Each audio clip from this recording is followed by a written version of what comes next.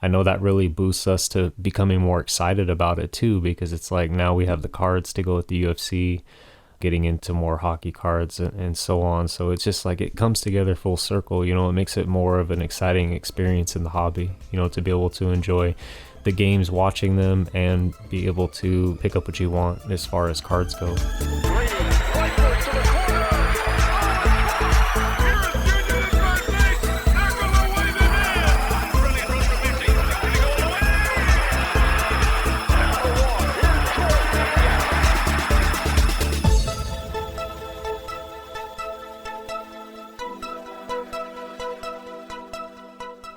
Hey, how's it going, everyone? Thanks for tuning in to another episode of Wax Talk with Raw Mints. I'm Carlos. And I'm Bruce. And on today's episode, we're going to be covering the topic of ESPN pretty much cornering the market on its recent TV deals and transactions that they've been making, and how we see that potentially affecting the hobby and the card market and values. But before we get into it, as always, please be sure to like and subscribe if you haven't already. Share with a friend, help us get the word out about the pod, and share it with somebody that might be looking for something fun to do in their spare time, or even make it a business and make some extra income. We put out one episode a week, and we try to cover topics that not only new collectors, but also veteran collectors can get on board with or get some value or information from. So thank you for listening and continuing to listen and support. It really does mean a lot to the both of us. We really enjoy creating these episodes every week and putting them out for all of you to hear. So thank you for that, and thank you for your support. So let's get into today's episode. All right, so today's episode, we're going to be exploring the recent acquisitions, not only just, in the recent months, but also over the past few years, that ESPN has been acquiring the rights and TV deals to certain sports, certain major sports across the world, and how we kind of see that affecting the hobby and maybe even just American popularity within certain things. So as of this year, ESPN made some pretty big moves as far as acquiring contracts and deals, broadcasting deals with sports. A huge one for all of our hockey fans, the NHL.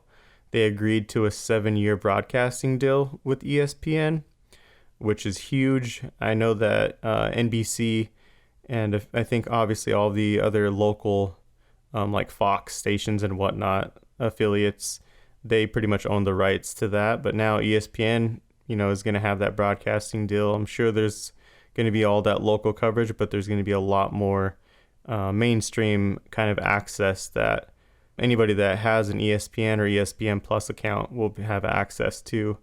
Another big one that actually just was signed is La Liga, which is, where Messi plays and a lot of other huge players and some of the best soccer players in the world, some would say.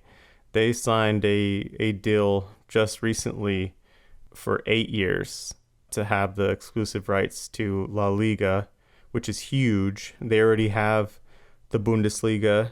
They already have Serie A. They already have access to all of the other like the main FA Cups, the FIFA Cups and whatnot. So that's actually a pretty huge deal. And they've had the UFC deal, the exclusive deal that they've had with them for a few years now, which I want to say that's a 5-year contract.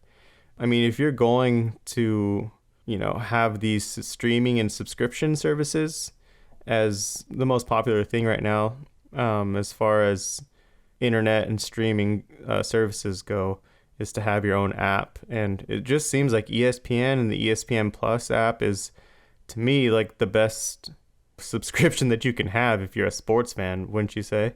Yeah, I feel like it just makes things a little bit simpler in general with ESPN, especially like the example with soccer. You mentioned soccer, NHL, and UFC. I mean, these are all I feel like we've continued to grow our hobby interests and picking up players and teams and stuff. We've definitely invested into these particular sports for a minute now. And I just think it makes easier access, especially because I remember when we were watching, La Liga, for example, you got to have a certain channel to watch it, and like with different leagues, it's like you're having to use different platforms to watch these games, and just putting it to ESPN just makes it easier, especially for people in the United States that are trying to get into more soccer or whatever. I think it's going to normalize it a little bit more. I feel like for us it's beneficial because it makes it easier for us to enjoy these games. And especially with hockey, I mean, I've been trying to get more and more into hockey, and I feel like it's not like it's never been big in the United States, but it's just continuing to grow like everything else outside of the East Coast. And I don't know, it's just more exciting, I feel like, for us bringing up these topics and getting into especially with cards and the card market and stuff for these particular sports.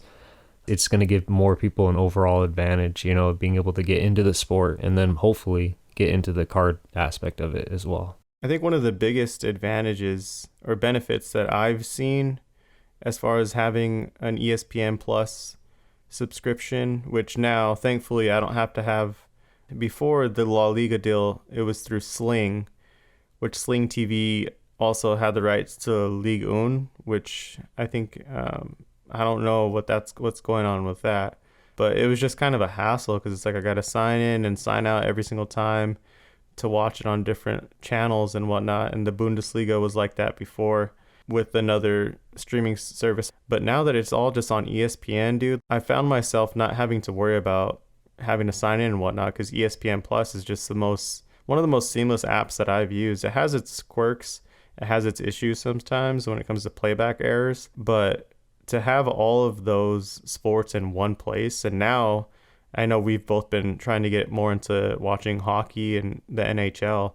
I think this is just going to make things a lot easier for us to watch. And another huge component of the ESPN Plus app itself is replays, match replays, game replays. That's huge to me because a lot of these, European clubs, they're on European time. So whenever they play on the weekends, it's usually like 6 a.m., 5 a.m., 4 a.m., 8 a.m., 9 a.m. Like these are all early matches. And, rather than having to wake up on time or, wake up whenever they're live, which sometimes if Dortmund's playing, because that's my favorite Bundesliga team, if Dortmund's playing, I'll wake up and watch them and watch Gio and Holland and Sancho. Which is usually about like what, 5 a.m. or so? Yeah, it's usually like 6 a.m., sometimes 4 a.m. So it's like, dude, rather than doing that, what I love about the ESPN Plus app is I think almost as soon as the match is over, it's available for a match replay. So I could just sleep in on my weekends if I wanted to, wake up at 9, 10, and just watch the match, not look at Google and or not look at Instagram because they post their scores and whatnot. But the match replays are huge. Same thing with the UFC, dude. I had never really been that big of a fan of the UFC. I just had never really gotten into it or gotten into the hype of it in its rise to popularity in the past like 5 to 10 years. But I got into it probably about a year or so ago because one of the fighters, one of the champions, Israel Adasanya, he's my favorite fighter currently because I heard about him on one of the podcasts, a few of the podcasts that I listened to, and I really liked. He seemed really cool. He seemed really funny and just like didn't take himself too seriously. And I learned more about him. And then I started watching UFC and watching his fights. And he's just really exciting and electrifying fighter. But that's gotten me more into UFC. And with the ESPN deal, like even their pay-per-views that they have, they become available for you to watch after a certain time period. And they even have archives of UFC fight nights and pay-per-views from the past. And I went back and watched all of Izzy's fights and other big fights that, now that I'm kind of becoming more of a fan or not so much a fan, but just getting more involved in the sport itself. It's really fun and easy for me to, have that ESPN Plus subscription and be able to go back and watch past events. It's pretty sick. Yeah, and with UFC, I mean, obviously it's a sport that's been around for a while, but I think something to note as well that also has made it more exciting is that, the release of cards, obviously with Prism, but with Topps Chrome. And I mean, these are still the same great looking cards with good photography, parallels, stuff like that. So I know that really boosts us to becoming more excited about it too, because it's like now we have the cards to go with the UFC, getting into more hockey cards and so on. So it's just like it comes together full circle. It makes it more of an exciting experience in the hobby, to be able to enjoy the games, watching them, and be able to pick up what you want as far as cards go. And to get into how it correlates or translates to the hobby, since we just pretty much gave ESPN 15 minutes of free advertising, which... Yeah, we are not sponsored by ESPN, no, unfortunately. not at all. That would be sick. But yeah, we don't have any sort of advertising or promo through ESPN or ESPN Plus or anything. Like, we don't get anything out of that. It's just, we're just talking about how we feel about it and the benefits that we've seen just by being sports fans with ESPN Plus. And the moves that they're making are huge, dude. So to get into how we think it translates to the hobby is it's just more access, dude. It's more access to sports all in one place. It makes it just more accessible to people that are fans of sports. And if you also have hobby love, or if you're a collector or even an investor, it's kind of like you're getting all of your research in one spot, and you get to watch it live and in person, or watch the replays to do market research. I think that that's a pretty good value add to any collector that's serious about the hobby, is being able to, watch your teams perform, or watch your fighter, or watch the leagues that they're performing in, all in one spot. And the way I see it being a positive, which I think it's all just positive for the hobby, is there's just going to be more interest.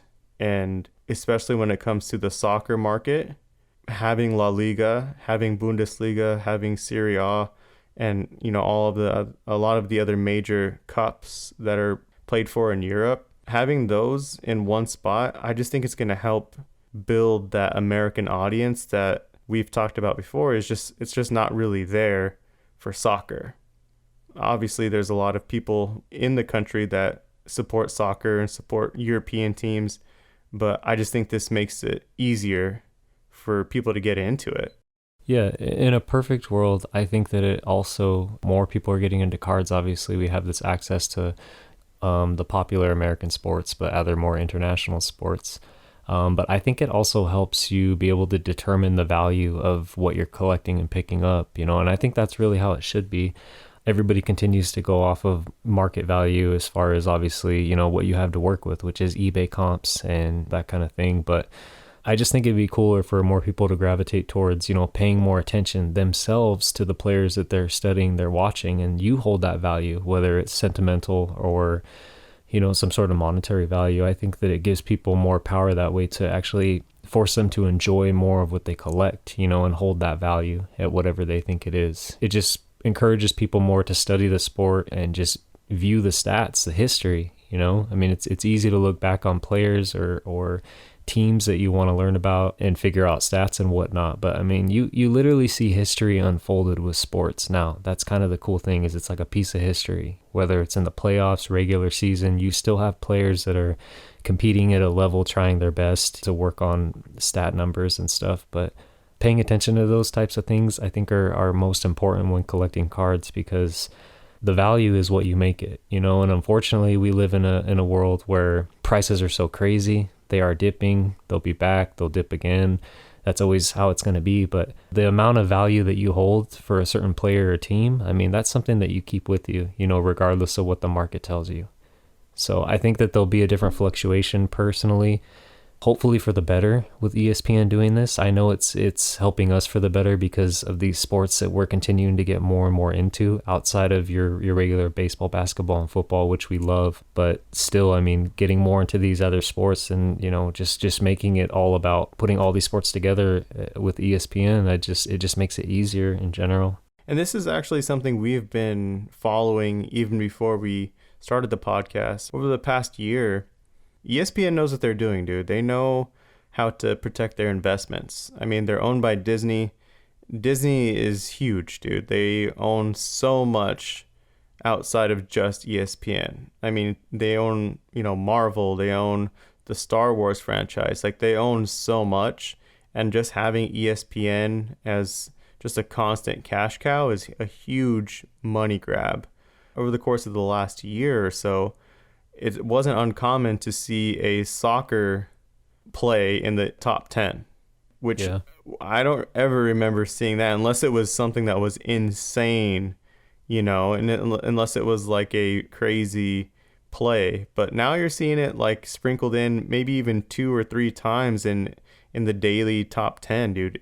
So they know what they're doing. They know how valuable the soccer market, as far as the sport itself, is worldwide. And Disney is so worldwide, dude. Like they know exactly what they're doing. They made a smart investment, and they're going to push it as much as they can to, like you said earlier, kind of normalize it and just put it at the front of Americans' minds. Like, hey, soccer is kind of cool. I mean, there's always going to be people that are going to have their negatives about the sport, and that's your right. But it is an exciting sport, and it is worldwide, and it's much bigger outside of the US, in my opinion, than our major sports. Because in a lot of those countries, that's their only sport. They don't have the MLB, they don't have the NFL, they don't have the NBA.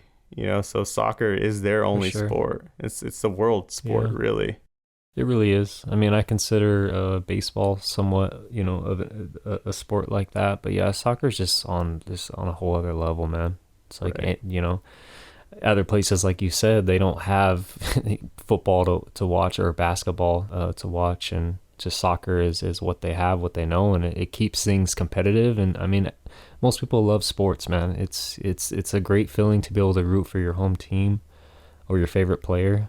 It just, I don't know.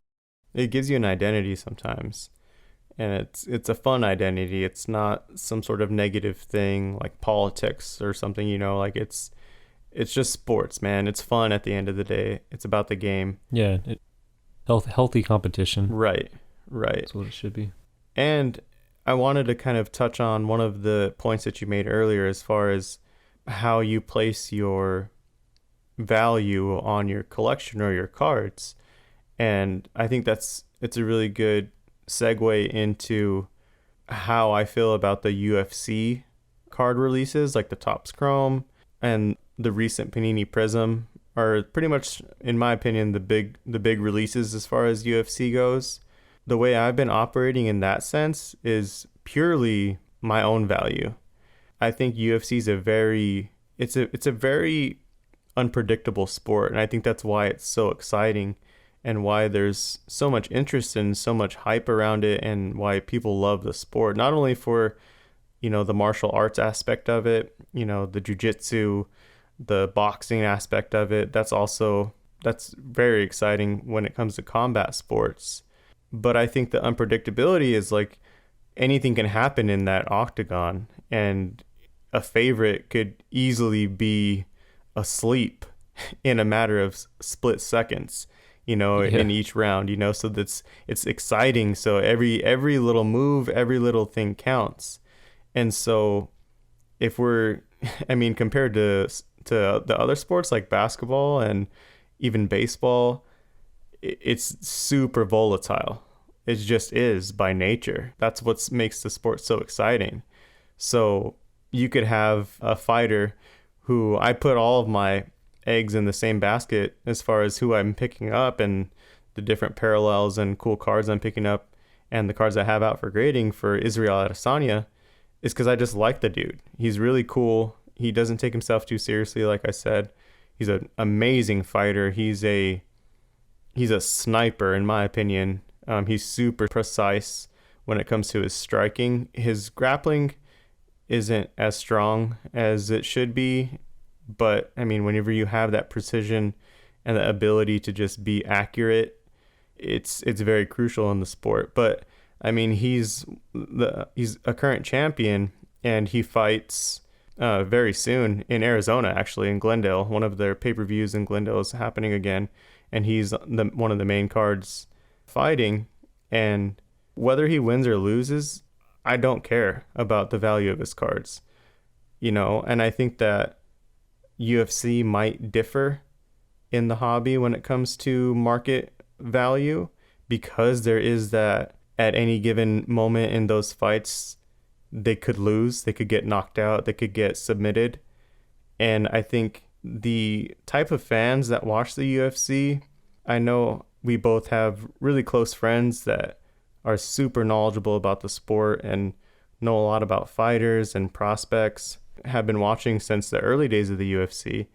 Their love for certain fighters or certain people that they enjoy watching, it's kind of unwavering whether they lose or not. Like, there's a few fighters that may have lost their last 2 or 3 fights and they're still rooting for them, or they still are like, well, he used to be a badass. They know his capabilities, and they knew, in their glory days or whenever they're in the prime of their career. And I just don't see them just dumping that fighter because they kind of are out of their prime. I really enjoy that about UFC. That's why I've been investing in it a lot more, not only with my own time, like watching it, but also within the hobby. I think the value is going to be a lot different when it comes to other sports in the hobby. I really like that a lot. That's why I really enjoy picking up what I have been, because win or lose, I'm just collecting this card because I like this fighter. Yeah, and it helps too with, Prism having their debut edition for UFC. Everybody loves Prism. Everybody also thinks, well, it's first year Prism for UFC, so is that going to be significant? But I mean, at the same time, it's doing what it should do as far as like people that are already into UFC and even aren't into cards in general. That could be a perfect way to get into the card market, just to enjoy their favorite players. Would you say that you prefer Topps Chrome over Prism UFC so far? I mean, I know that's still subject to change, but I mean, at the moment right now, what do you prefer as far as UFC cards go? That's a really good question. I don't think past products of Prism, like the parallels, I don't think they're as good as the Topps Chrome parallels. We've talked about this before on one of our episodes. With soccer especially, for sure. Right. Yeah. The colors, they just pop. Because we've talked about it before in comparison, like a soccer Topps Chrome card compared to a baseball Topps Chrome card is very different, because the soccer player is cut out of whatever's happening in the background. So whenever a player is cut out, and say it's a purple or a red or a blue or a gold parallel, there's just all of that chrome. Just, it looks magnificent, dude, because it's just like the player and then just surrounded by that color. So it pops so different. My preference right now as it stands, which like you said is subject to change, and with Panini having the license for to UFC for some time now, for the future, if I could compare Topps Chrome UFC to the Prism debut UFC, I really like this Prism debut, bro. I really like the colors. Especially those octagon parallels. I think they're numbered to like 8 or something. I mean, those are ridiculous. I would like to have one of those in any particular player. I wouldn't even care, just to have that parallel. I mean, I have about 6 just base Topps Chrome Izzy cards out for grading right now. But I've been picking up a lot of different parallels. I've been picking up the greens, silvers, reds. I don't think I've got a blue yet, but I have a few red Adasanya's Prism cards that I picked up. And I don't know. I as it stands, I think Prism is just so nasty, dude. The colors, like the blues especially, they look so dope.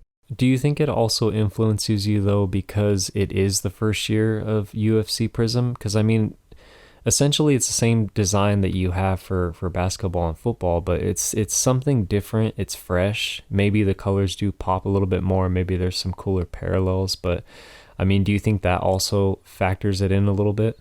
Yeah, for sure. I mean, we always encourage anybody to pick up first year of most any product, really, if you feel it's going to be a big deal. I mean, like we all know, Prism is probably the most popular release when it comes to Panini products. Same thing with Topps Chrome. As far as the other cards go, I know it's kind of different with Bowman and the Topps flagships for baseball, but for other sports like soccer, those first year Topps Chromes, I think they will end up being more valuable. And I think the Panini Prism will always be, that first year will always be more valuable as well.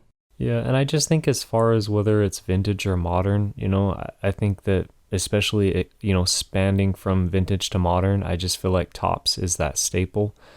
Panini has been around for a long time, obviously, primarily with soccer, and that's what leads us into this now, where you have Prism Soccer and stuff like that. But it's just, I like to hear that you appreciate the Topps Chrome, because with Prism is exciting. It's the hottest product, but it's like you're gonna continue to see Prism for everything.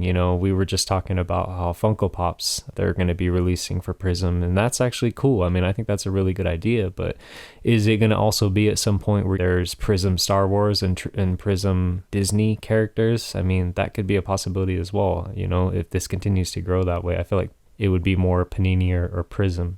That might be a little bit far-fetched, and that would still be cool, but you might start seeing more and more Prism and Panini, but I feel like most people forget about Topps and Topps Chrome, and obviously we don't have it with basketball and football, and that may be why it's a little bit under the radar to an extent. But I mean, they're still continuing to do it with baseball, and hopefully they continue to do it with soccer and with UFC. That'll be exciting to see if Topps Chrome has a new release with UFC at some point.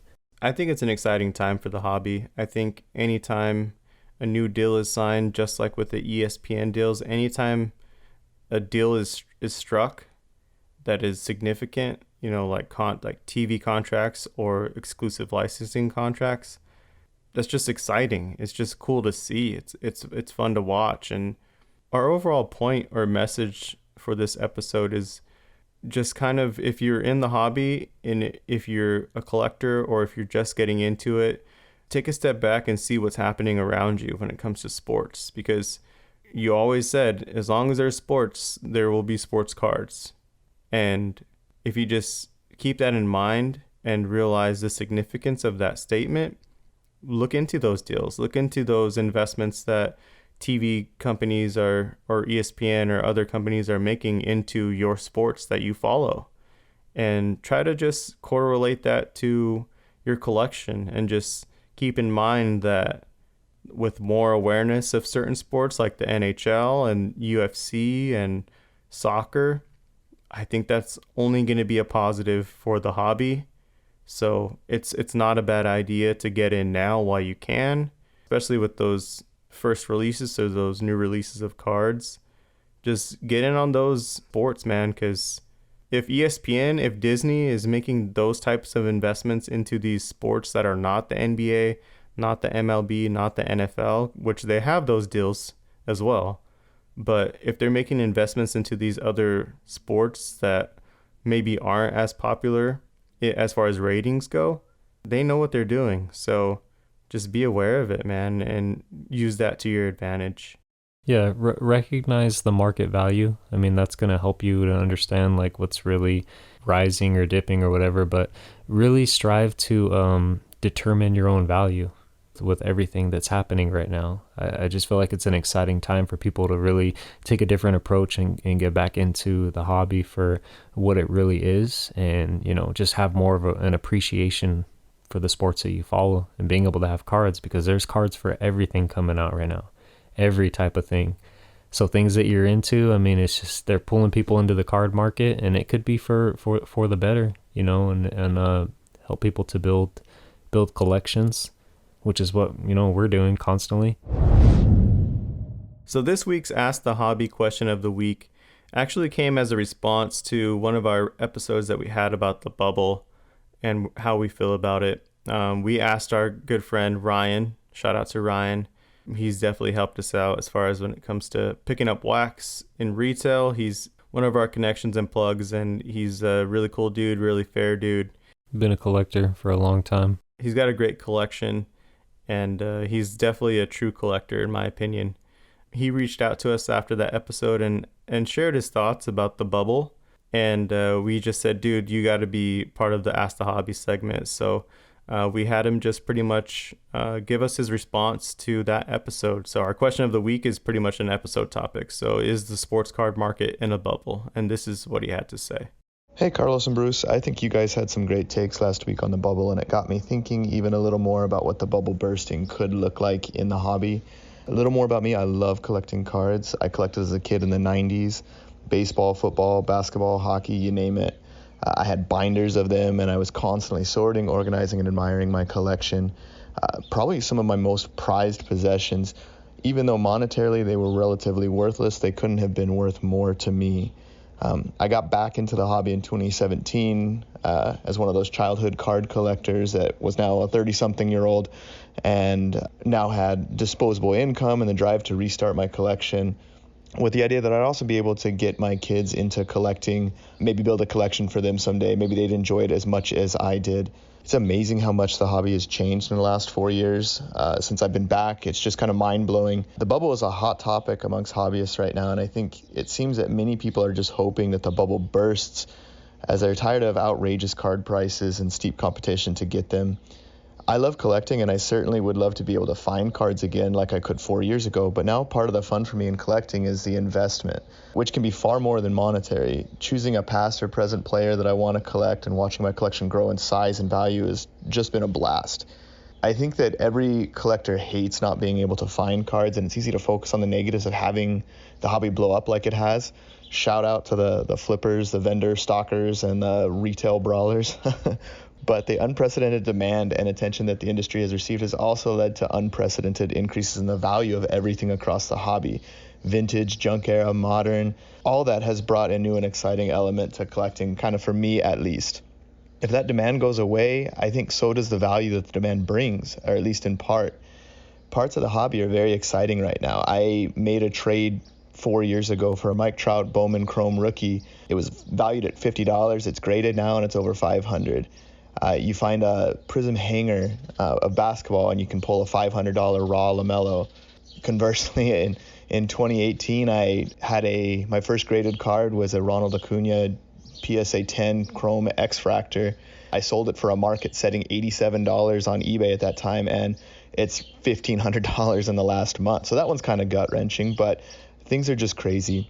If I walk into Walmart tomorrow and I'm able to find Prism waiting on the shelf, or I go into the local hobby shop and buy Bowman for $100, or I can log on to eBay and buy an Mbappe rookie for $10, it's because the demand is not there anymore. So the question that's been on my mind lately and that I'd pose to you two is, how much, if at all, do you think your enjoyment of the hobby and your collection would change tomorrow if the bubble bursts and that demand disappears? If you're able to find retail easily, buy sealed hobby inexpensively, purchase singles for a few bucks, but monetarily your collection is now worth a fraction of what it is today, do you think that would change anything for you? On a happier note, I'd also be curious to see who you guys collect or would collect based purely on sentiment and without any monetary value. For me, it's Charlie Blackmon with the Rockies. I've loved watching him play. He's just a character. He's awesome. I will collect that guy forever. So thanks, guys. I think you're doing a great job. I look forward to hearing your answers. Yeah, so shout out to Ryan. He's been really cool to us. We've known him for a little bit now. He's a true collector, been collecting for a while, around our same age group. Grew up in the 90s with the junk wax era, collected players that he likes. So in response to Ryan's question, asking about where would we fill with our collection, our investments, if the bubble were to burst tomorrow. For me personally, I don't follow a bubble. I've been collecting in a time when cards weren't as expensive as they were. I just collected cards because they were new products. They were players I liked. Rookie cards have always been around for a long time, so I've always stuck with that. If the bubble decides to burst and value goes away, I'm going to probably be sitting with some cards I spent some money on that I shouldn't have in hopes that the player panned out. Investments can be iffy that way anyway as it is. But for me, I collect what I like. Most of the stuff that I do pick up anymore, because wax is so expensive, I just invest in players that I like, whether it's raw or graded. Because at the end of the day, if their card values don't see a crazy high price, or if they decline, or whatever the case is, I still know the players that I pick up, and there's a reason behind it, because they're established to me, whether they played for, a home team, or they were just, a badass player in general. I don't look as things. I know it's going to happen. It's inevitable at some point that prices are going to drop. I'm okay with it. I still feel that there will always be money to be made. It's always been that way. Even when you had the junk wax era, vintage was always still in premium grade was a high price. And you know that, you're aware of that, even though that's not what it's all about. But at the same time, as long as you're comfortable with what you're collecting and picking up, I mean, you can't be too far burnt. You know, if you're in a time of just buying wax and ripping it, you're spending a lot of money and not making that money back potentially. I mean, I just gravitate towards picking up players or teams that I like. That's what we always talk about with almost every segment is as long as you're collecting what you like, you're not going to get too burnt.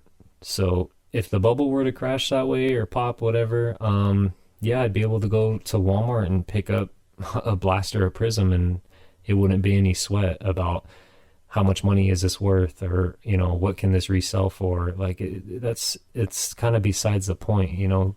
It's probably going to be more beneficial if the bubble does pop, because then people are going to focus on what the hobby is really about and the already established players. That's kind of the big thing. It goes back from vintage, and the collectability as far as what ultra modern is just really, it should be just picking up who you like and who you think performs the best. That's what makes it exciting, because over a span of time, if these players continue to improve, play in whatever league for a long time, yeah, their prices are going to increase, and that's kind of what it's about. That's what part of the hobby is watching your player or team grow into something bigger. It's putting a more positive sense into it, at least what I think. I think that he made really good points. Again, shout out to Ryan, really cool dude. I've met him a couple times. He came by some of the shows that we had, and you've interacted with him a lot more than I have. He's super cool dude, definitely, like you said, a true collector. What he said about the bubble and how he felt about it, it's not too far off of how we feel about it and how we've been moving within the hobby as well. How he said he'd love to be able to find cards again, or be able to pick up cards that he likes at a decent price, if they were to come down. And I think that if it were to crash, if I'm being completely transparent and honest, I would lose a big chunk of money. It wouldn't be devastating to where I'd be out on the streets type of money, because I don't make those type of risks. But obviously, if my collection went to zero, then it went to zero. But if the market crashed, and like we've said in the past, what would we be left with? We've been slowly progressing and transitioning into picking up GOATs only, and very well-known and well-proved players, and kind of lessening our prospecting to a minimum. But right now, as it stands in my collection, my boxes have a lot of prospects and a lot of players that I picked up, which again, I didn't break the bank on it, but a big portion of my collection would be, as far as monetary value goes, it would take a big hit, because I was doing a lot of prospecting and investing over the past year, which I don't see the bubble bursting, in my opinion. But if it did, then yeah, I would be stuck with that. But I would also be left with a lot of players that I really love, that I really enjoy picking up, and a lot of really dope cards and rare cards and serial numbered and high grades and true rookie cards that I picked up over the course of the past year that I am planning not to ever sell. I'd be a little bummed about the investing that didn't pan out as far as the players that I picked up for investment purposes. When it comes to the cards that I really enjoy, that are PC, that are lifelong PC, I mean, I'd be happy. I'd still have the same, they'd still hold the same sentimental value with me, and they'd just be more rare, and they would be, the reason why I picked them up was because they looked dope, or it's a player that I really liked, or they were super rare cards, and that's all right with me.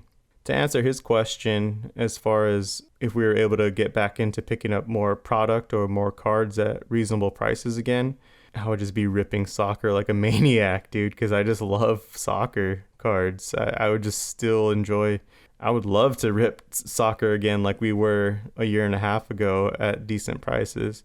But I'd also like to see a lot of my PC players' prices come down and just pick up cards that I just really like. And, and those players would be Mo Salah, Edinson Cavani, Bo Bichette, which his prices aren't too crazy right now, but I would love to have that Bowman First Auto refractor at a decent price. That'd be sick. Yeah, in a true collector sense, which is kind of funny, but I mean, you root for players sometimes, and you're almost hoping that their prices aren't super high. You know what I mean? You're not wanting to get these players because their prices are higher. You know what I mean? For that strictly investment or resale value, but just to be able to have cards of these players that you like, you know, and cool parallels of them.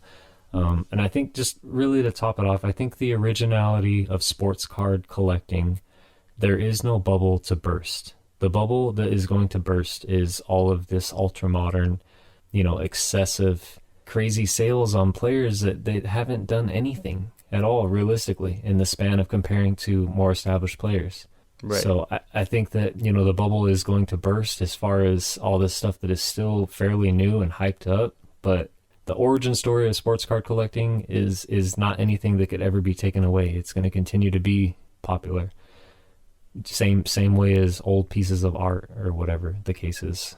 All right, so let's get into our pickups and flips of the week.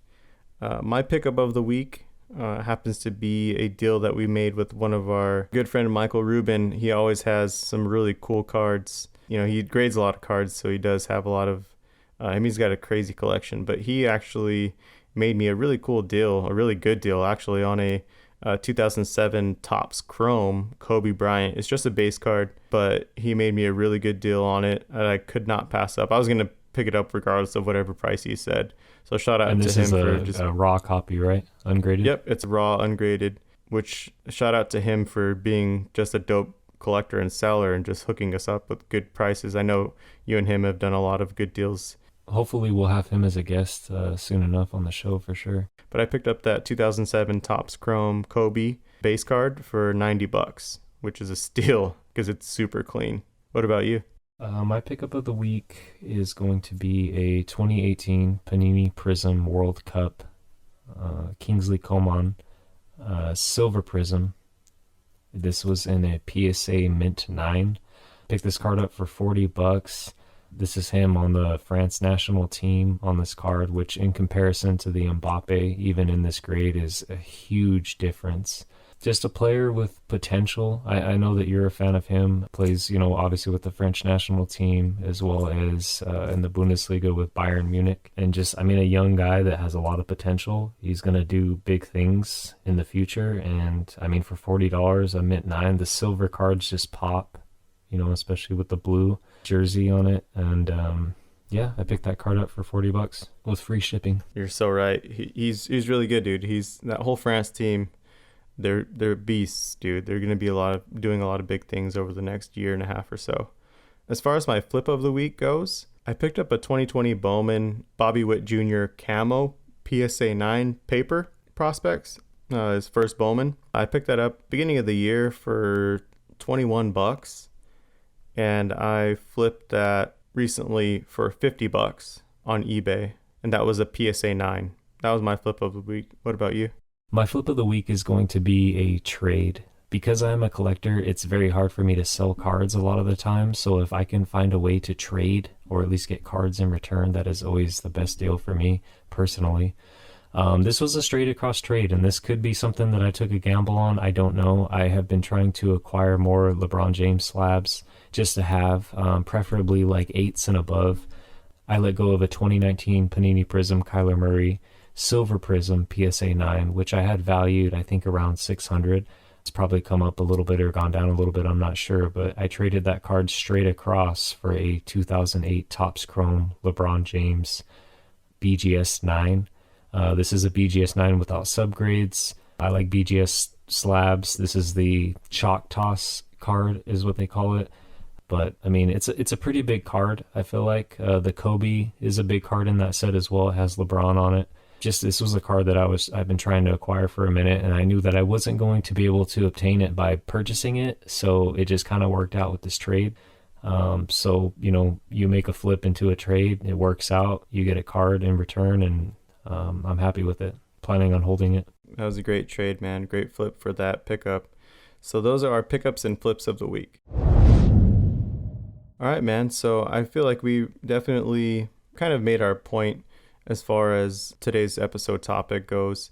with how we feel ESPN and the deals that they've been making with rights and TV deals with sports around the world is going to be a positive, an overall net positive for the hobby, just bringing more awareness to the sports that may not have had the same amount of love or awareness, at least in the United States. So I think that it's going to be a really big thing, and I think that's just something to keep on everybody's radar, wouldn't you say? Yeah, I think the biggest thing with ESPN, with these sports, is it's, for us, we're hoping it impacts the card hobby in a bigger way.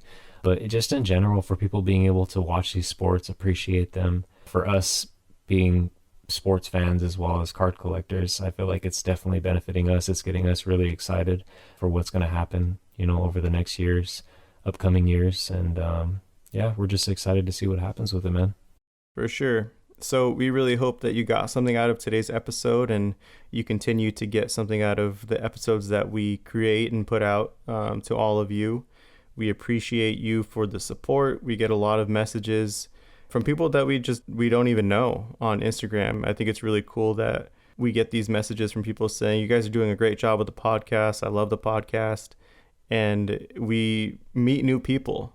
Our overall goal, I think, with the podcast is to talk cards and share our passion for the hobby. But I think that a really cool plus to it all is being able to meet collectors that we don't know, that collect from around the world. And we really appreciate those people taking a chance on us and listening to us speak about cards each week and hopefully learn something new. And we really appreciate the time that you take out of your day to listen to us talk and continue to support the podcast. For all of those people that have been day one or just joined, we hope that you stick around. And if you want us to talk about specific topics, or if there's any ideas that you have for it, definitely reach out to us on Instagram at Raw Mints. You could send us a DM. You could shoot us an email at waxtalkpod@gmail.com. We'll gladly talk about whatever topics you want us to cover. We want this to be as beneficial for us as, being able to just talk about cards freely and talk about our passion for the hobby, as it is beneficial for you. So if there's anything that you want us to cover or anything you want us to dive deeper on, just reach out. We'll definitely be here to respond to that. So as always, please be sure to subscribe and like if you aren't already, share with a friend, rate, review. These are all great things for the pod and to continue to help us grow the podcast. We really hope that you enjoyed today's episode, and we really appreciate you taking the time to listen to us. This has been another episode of Wax Talk with Raw Mints. I'm Carlos. And I'm Bruce. Thank you for listening.